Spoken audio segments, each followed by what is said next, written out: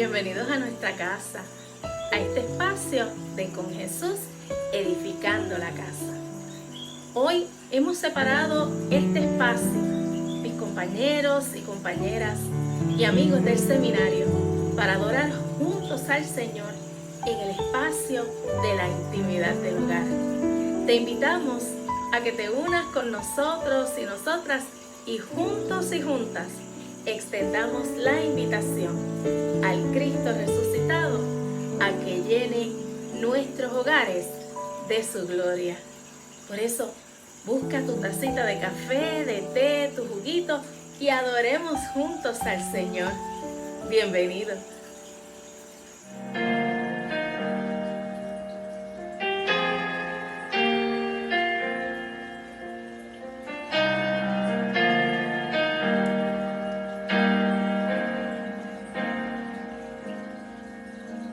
Sálvanos,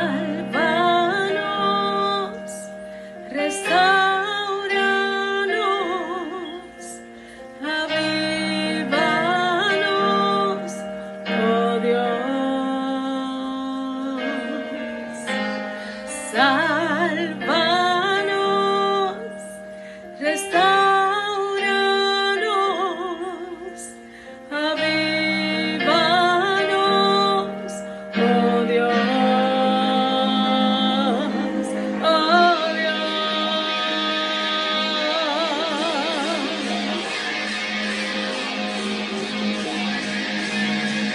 Que se llene tu casa con tu gloria, llena tu casa, oh Dios.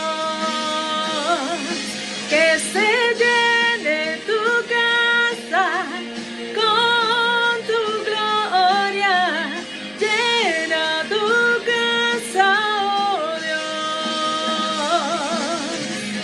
Sálvanos, restauranos, avívanos, oh Dios. Sálvanos, restauranos, avívanos, oh Dios. Oh Dios, que se llene tu casa con tu gloria, llena tu casa, oh Dios. Que se llene tu casa con tu gloria, llena tu casa, oh Dios. Sálvanos, restauranos, avívanos, oh Dios. Sálvanos, restauranos, avívanos, oh Dios. Oh Dios, que se llene tu casa con tu gloria, llena tu casa, oh Dios. Que se llene tu casa con tu gloria, llena tu casa, oh Dios. Que se llene tu casa con tu gloria, llena tu casa, oh Dios. Que se llene tu casa con tu gloria, llena tu casa, oh Dios. Oh Dios, oh Dios.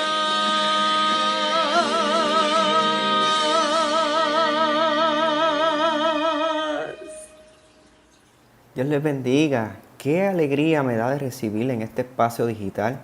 Mi nombre es Amner Lizalde y en este día estaremos compartiendo con ustedes una cápsula educativa Saquemos este momento para escuchar y aprender de la palabra del Señor. Sabemos todo lo que estamos pasando ante esta pandemia, pero es necesario desconectarse por un momento y poner en agenda nuestra vida espiritual y aprender de la palabra del Señor. El texto que estaremos estudiando se encuentra en Hebreos 3, del 1 al 6, y dice de la siguiente manera el texto áureo. Dice de la siguiente manera: pero Cristo, como Hijo, sobre su casa, la cual casa somos nosotros, si retenemos firme hasta el fin la confianza y el gloriarnos en la esperanza.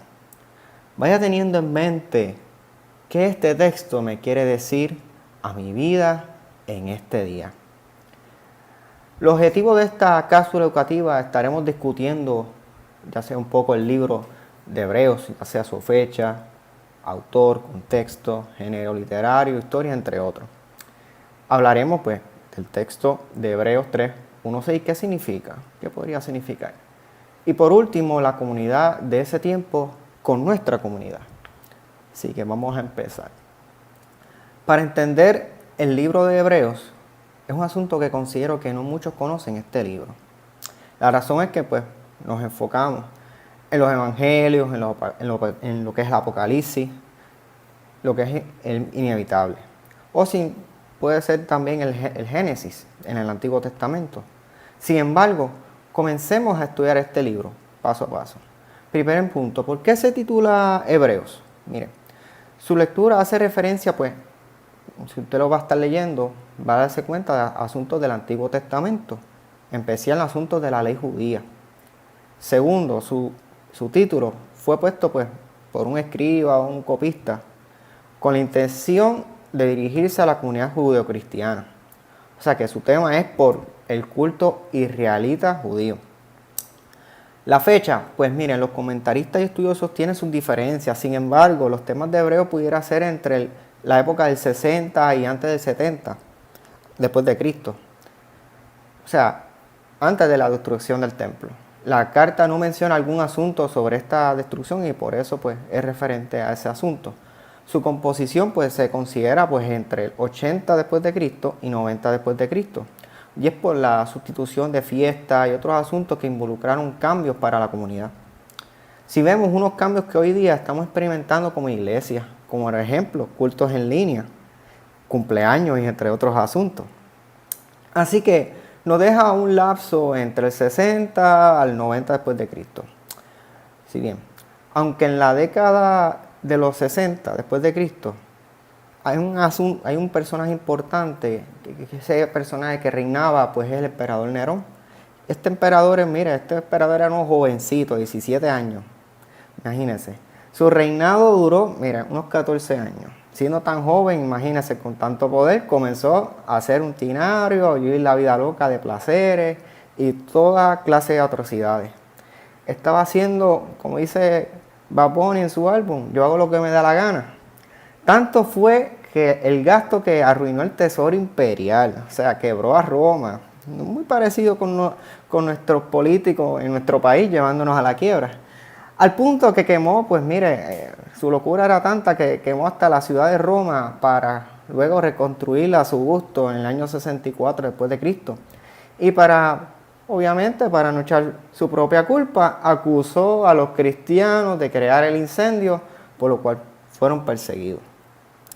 Estos cristianos eran puestos, en coliseos con espectáculos de muerte, donde los mataban, los gladiadores, eran quemados en hoguera y hasta animales salvajes los atacaban. Esta persecución vivían los cristianos y muchas de esas comunidades pues dejaron de seguir a Cristo. Y lo que hicieron fue que volvieron a las creencias judías. ¿Para qué? Para no ser asesinados.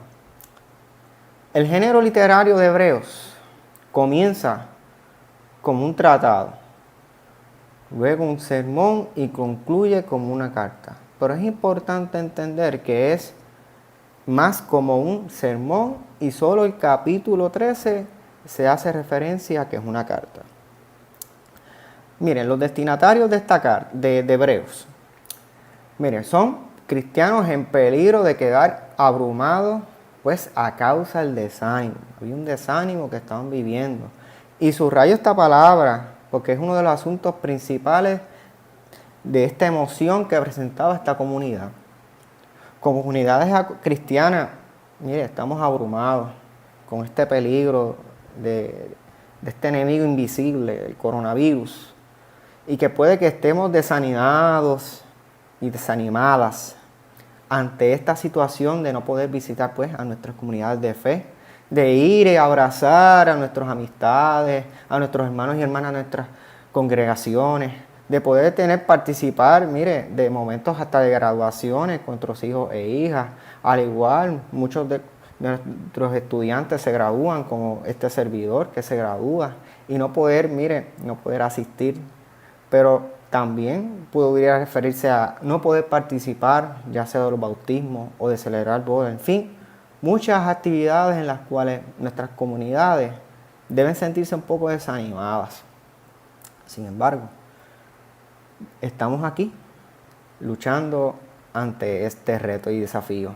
A su vez, pues mire, habían pobres, eran una comunidad pobre, así que necesitaban ayuda para subsistir, similar como nuestro país, ante falta de trabajo, de que no llegan las ayudas, de la gente que necesita, miren, comida, y de las cuales necesitan manos que le lleguen.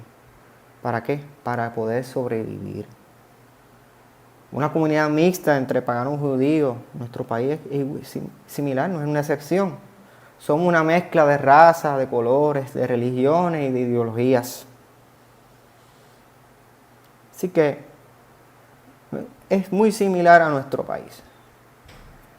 El lugar de composición se menciona, pues mire, en el capítulo 13, a una comunidad italiana. Se menciona en el texto. El autor es uno, mire, desconocido. Pero para que entrara a lo que es el canon en el Nuevo Testamento, se le adjudicó a Pablo.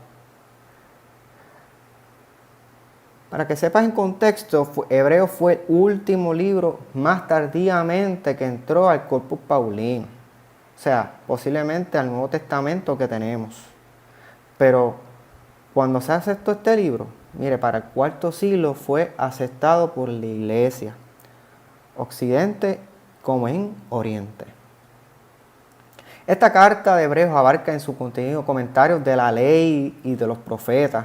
Esa conexión de la ley y los profetas y el Dios de Israel es una relación de promesa y cumplimiento con el Evangelio de Jesucristo. Entonces, luego de esta explicación, vayamos a los textos de este día, a los textos de Hebreos 3, del 1 al 6. Antes de comenzar, tenemos que definir lo que es un apóstol y un sumo sacerdote.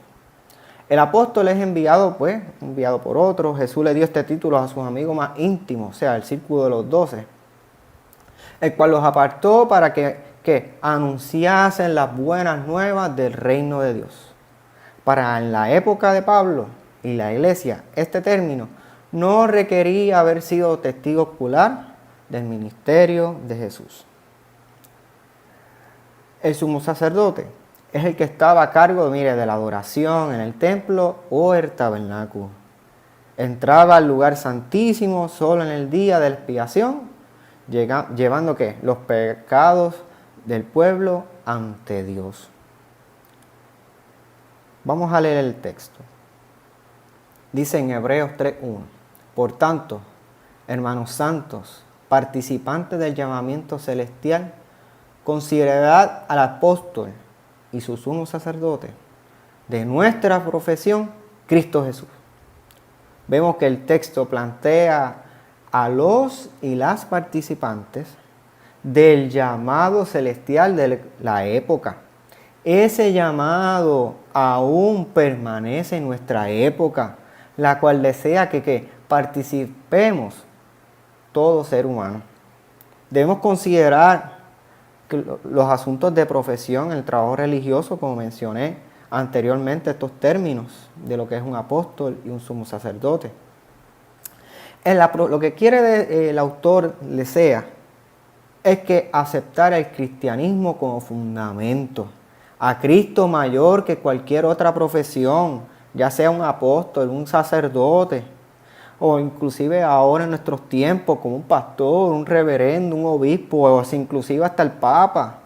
Cristo Jesús es el centro que tenemos que considerar. Seguimos con la lectura en Hebreos 3, del 2 al 5. El cual es fiel al que le constituyó, como también lo fue Moisés en toda la casa de Dios. Porque de tanto mayor gloria que Moisés es estimado digno éste, cuánto tiempo mayor honra que la casa el que la hizo. Porque toda casa es hecha por alguno, pero el que hizo todas las cosas es Dios. Y Moisés, a la verdad, fue fiel en toda la casa de Dios como siervo para testimonio de lo que se iba a decir. Vemos que se refiere a todos estos textos. Primeramente, Cristo es fiel sobre todo y es quien tenemos que darle mayor honra. Ahora, ¿a qué casa se refiere con Moisés este texto? Pues mire, la comunidad judía seguía todo lo referente al cumplimiento de la ley y los rituales de adoración que Dios le dio a Moisés. Moisés fue constituido como sumo sacerdote ante Dios en su casa de adoración. Aquí existía, una lucha si Jesús se consideraba como sumo sacerdote.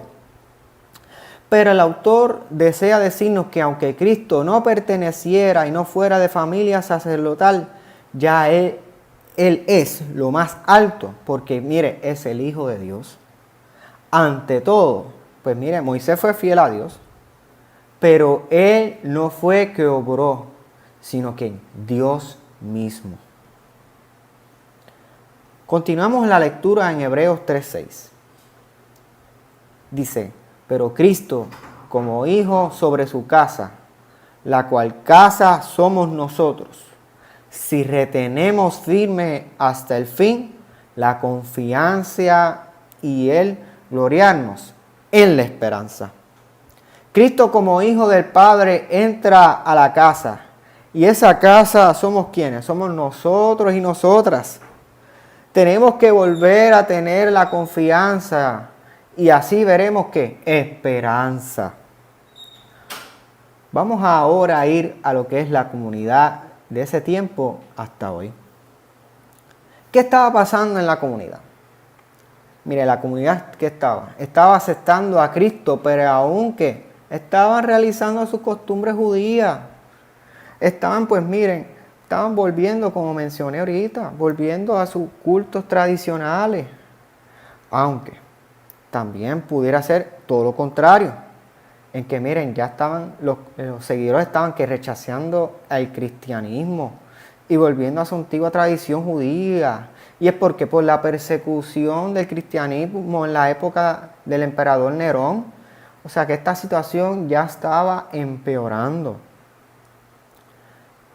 La crítica es que la tradición judía ya es obsoleta y Cristo es mejor que Moisés, que es el sumo sacerdote, que los profetas y los ángeles. Así que Cristo es mayor. Ahora, vamos a nuestra comunidad. Primeramente, tenemos que ser fieles. Porque aquí vemos un problema que estas comunidades no eran fieles, pero estaba el autor diciendo, sean fieles al cristianismo, sean firmes a su fe. No te desanimes. El autor quiere mencionarle eso a la comunidad. Eso igual a nosotros. Seamos fieles y firmes en estos tiempos con nuestra fe. No nos desanimemos porque no podamos ir a los cultos, al trabajo o no tengamos desempleo. No te desanimes, hermano y hermana. Mire, la iglesia, ¿en qué? En no adoptar métodos obsoletos, sino que utilizar estrategias del siglo XXI. Esto es una nueva reforma, vamos a decir, una nueva reforma digital. Y teníamos que realizarlo. Y esto es un método nuevo que va a traer cambios. La iglesia, mire, no es una estructura física, sino que es nuestro lugar de adoración. ¿Cuál es el primero? Es nuestro hogar, Así que continuemos con nuestra comunidad. La casa de Dios, mire, podrá estar cerrado, pero nuestro templo interior está abierto. Está abierto en este día. No nos enfoquemos tampoco en los hombres y las mujeres, sino que enfoquémonos en Jesús. ¿Quién es quién? El mayor de todos. Es el mayor. Ese es el quien tenemos que seguir. Como cristianos, Cristo es ¿qué? La piedra angular y ¿qué? La base de nuestro hogar. Hermanos y hermanas, continuemos siendo fieles ante ¿qué? Ante el llamado de Jesucristo. Él quiere habitar en tu casa y que seas ¿qué? Promoviéndolo por estos espacios.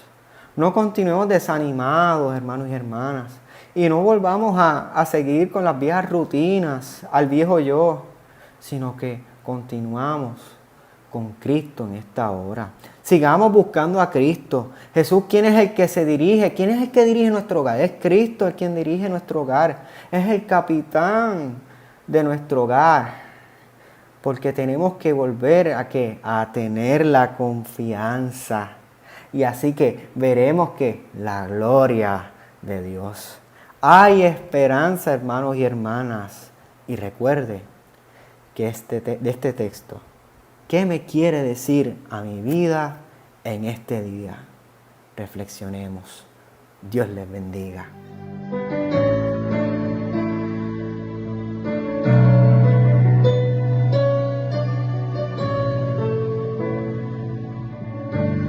Por cada pasillo, por cada rincón, tu presencia déjalo sentir.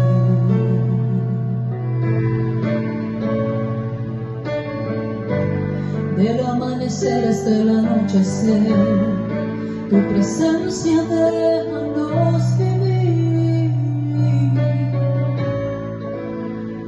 Y yo, desde mi hogar, haré un altar para adorar tu majestad.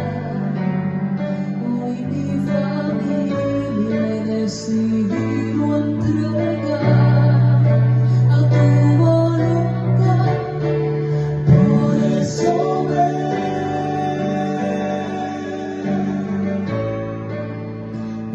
a mi casa. Ven y vive entre nosotros, buen pastor.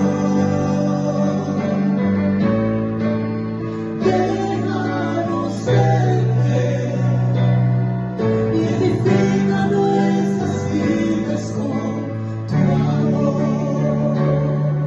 Edifica nuestra casa, mi Señor.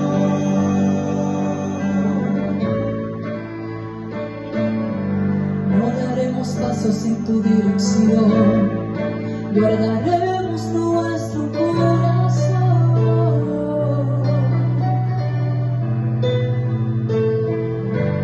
No daremos pasos sin tu dirección, guardaremos nuestro corazón. Y yo, desde mi hogar, haré un altar para adorar tu majestad. Hoy mi familia he decidido entregar a tu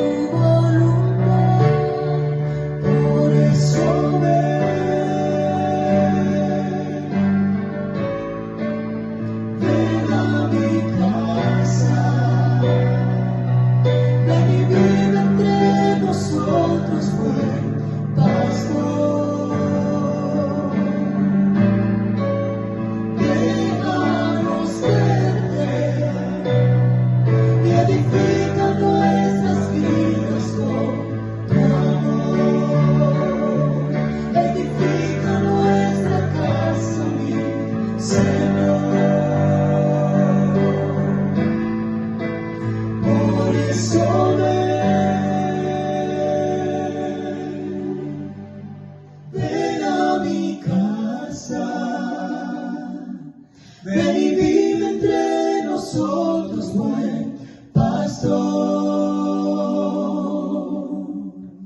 Déjanos verte y edifica nuestras vidas con tu amor. Edifica nuestra casa, mi Señor.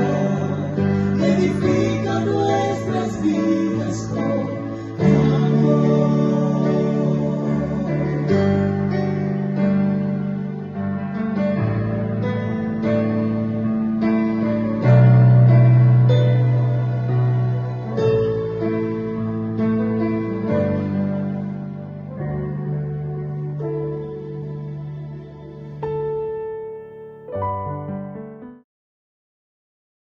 Dios le bendiga, amados hermanos y hermanas. La lectura que estaré leyendo se encuentra en Mateo 7, del 24 al 25, y dice de la siguiente manera: Cualquiera pues que me oye estas palabras y las hace, le compararé a un hombre prudente que edificó su casa sobre la roca. Descendió lluvia y vinieron ríos y soplaron vientos y golpearon contra aquella casa, y no cayó, porque estaba fundada sobre la roca.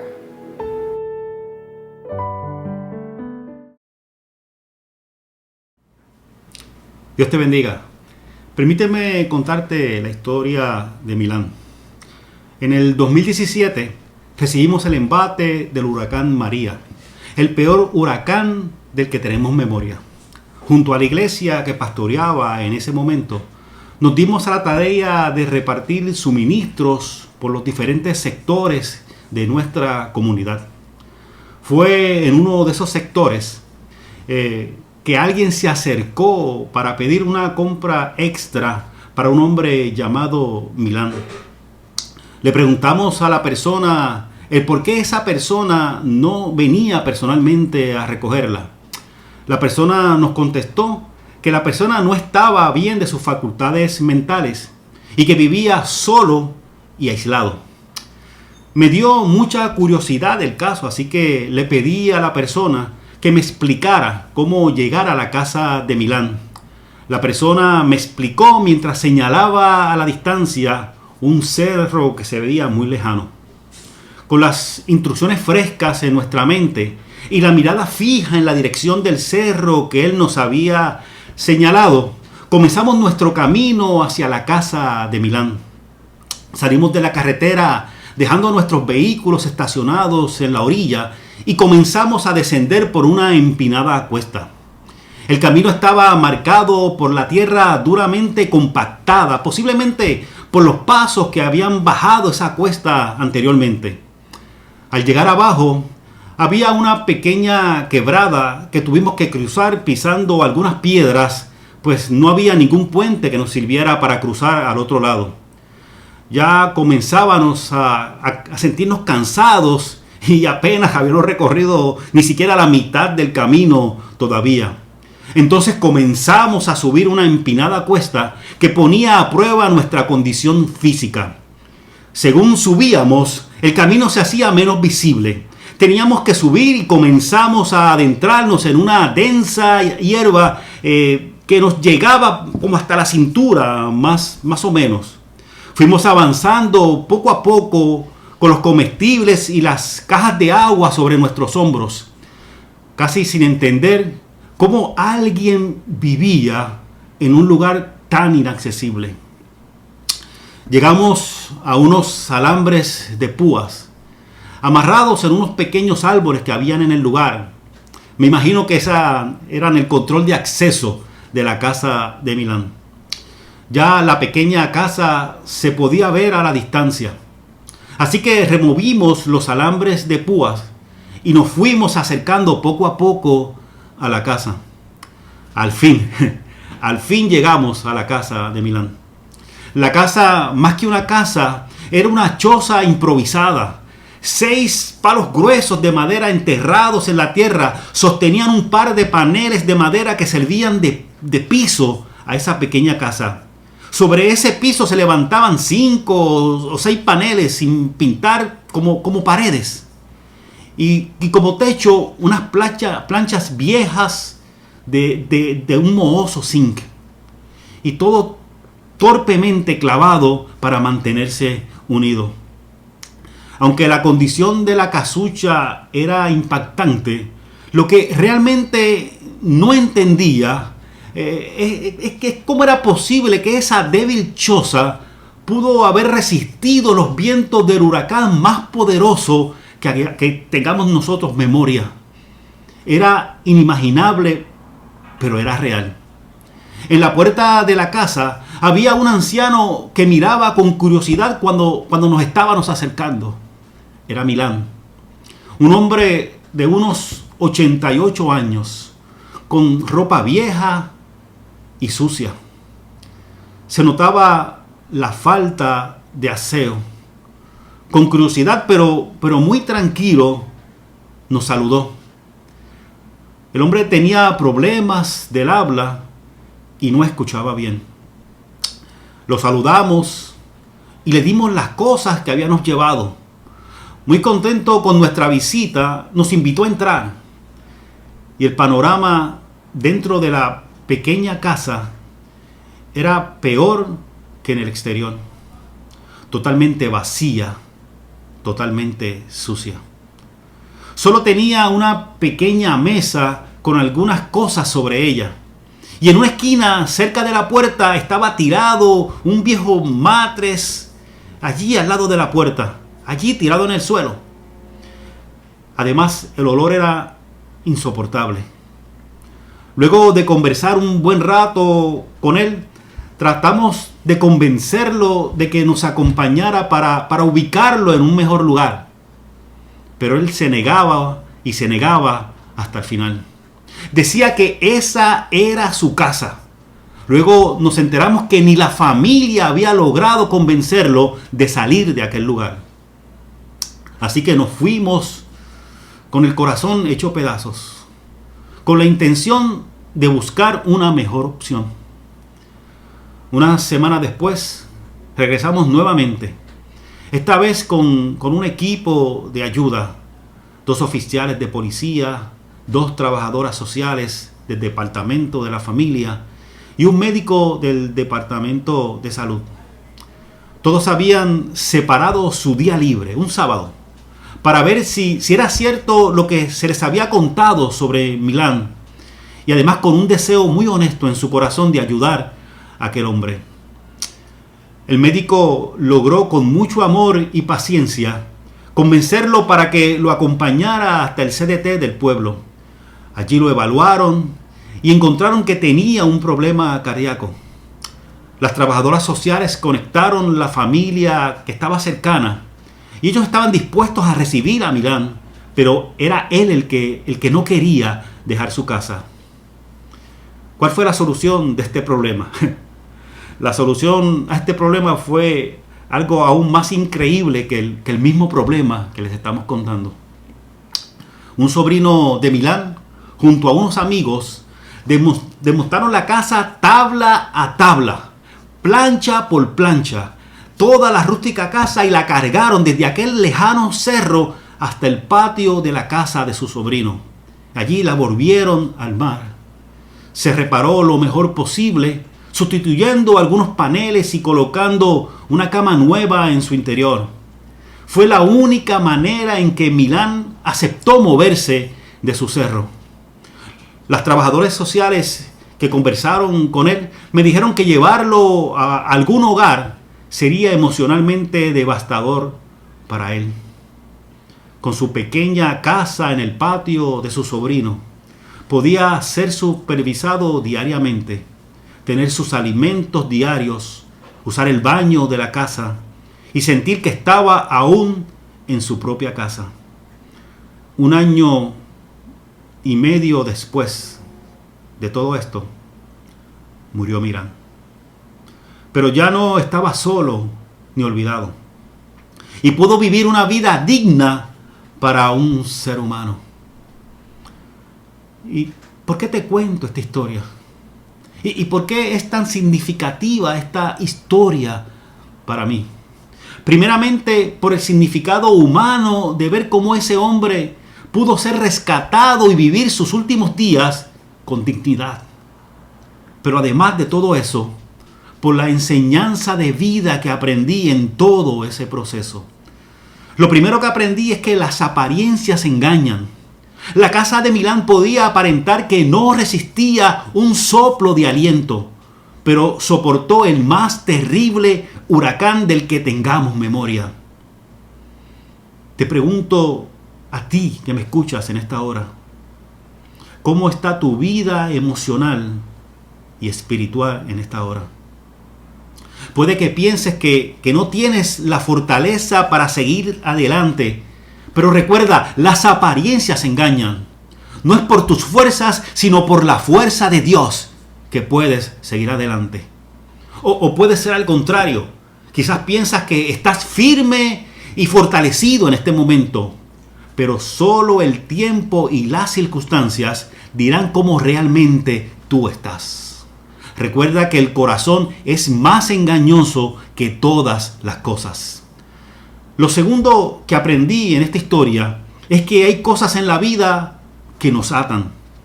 Muchas cosas que nos atan. Milán no aceptaba el tener que dejar su casa, aunque su vida no era segura en ese lugar, al punto de que hubo que desmontar la casa tabla por tabla para volverla a armar en otro lugar. Y así, y solo así, Milán aceptó moverse de aquel lugar. Te pregunto en esta hora, ¿qué cosas te atan en la vida? Pero antes que me contestes con mucha rapidez, permíteme explicarte algo antes de que contestes. Algo que te ata es algo que no te permite avanzar. Hay cargas que llevamos en nuestra vida que no nos dejan avanzar. La falta de perdón a quien nos ha hecho daño. Quizás las heridas causadas por unos padres que expresaban su amor de una forma enfermiza. Quizás las iglesias que quebraron nuestra fe por doctrinas erróneas, erradas e hirientes. Es tiempo de dejar esa pesada carga que no te permite avanzar y depositarla en los brazos del Señor. Dice el Salmo 22, en una parte de este salmo dice: echa sobre Jehová tu carga y Él te sustentará. Y lo tercero que aprendí en esta historia de Milán es que no importa lo escondido que esté mi dolor o lo oculto que esté mi necesidad, Dios siempre vendrá a mi encuentro. Milán vivía aislado, prácticamente en la soledad, pero aún así Dios conocía su necesidad. Y no solamente la conocía, sino que vino a su encuentro. ¿Qué tan solo o qué tan sola te sientes en este momento? Si te sientes en medio de una tormenta, llénate de paz en esta hora, porque Jesús viene sobre las aguas a tu encuentro. Si estás viviendo una soledad desesperante, recuerda que Jesús te prometió que estaría contigo todos los días de tu vida hasta el fin de los tiempos. Él está contigo en este mismo momento, posiblemente por medio de esta transmisión que estás viendo y escuchando en esta misma hora. Hoy es un buen día para que evalúes la casa que has edificado, o aún más importante, la casa que estás edificando en este mismo momento. No la casa física construida con madera o bloques, sino la casa espiritual. Esa casa que aunque no la veas físicamente, es la que define la paz que tienes o la que no tienes. Si estás oyendo las palabras que Jesús te dice en esta hora y las pones en práctica, llegarán las lluvias de los problemas, subirán los ríos de la incertidumbre y soplarán los vientos de la soledad. Pero la casa de la vida que has construido no caerá, porque está cimentada sobre la roca de los siglos, que es Cristo Jesús. Y en esta hora, si tú me lo permites, si me das la oportunidad en esta hora, me gustaría orar por ti. Solamente te pido que inclines tu rostro allí donde te encuentras y que me acompañes en esta oración, en esta hora. Señor, venimos ante tu presencia en esta hora para presentar nuestra vida. Reconocemos la necesidad que tenemos de ti y reconocemos que no solo en ti está la paz que necesitamos. Ayúdanos a edificar la casa de nuestra vida y que solo tú seas nuestro fundamento. Rendimos a tus pies nuestras circunstancias y afirmamos que en ti está nuestra esperanza. Gracias, Señor, porque por fe creemos que ya estás obrando en nuestra realidad. En el nombre de Jesús te pedimos todas estas cosas. Amén, amén y amén. Gracias por tu atención y ahora continuamos.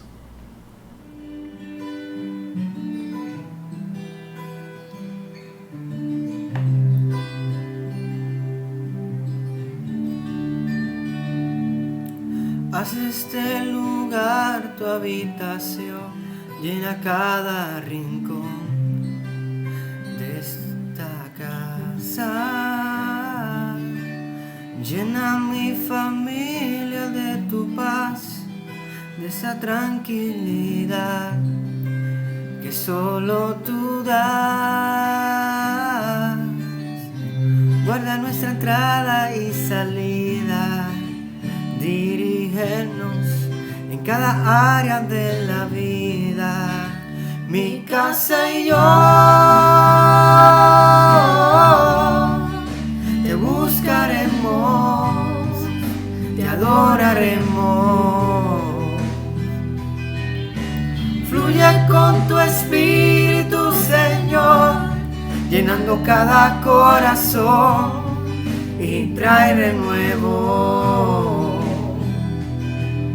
Que huya todo lo que no es de ti y lo que vino a dividir correrá muy lejos. En esta casa, Jesús, eres el dueño.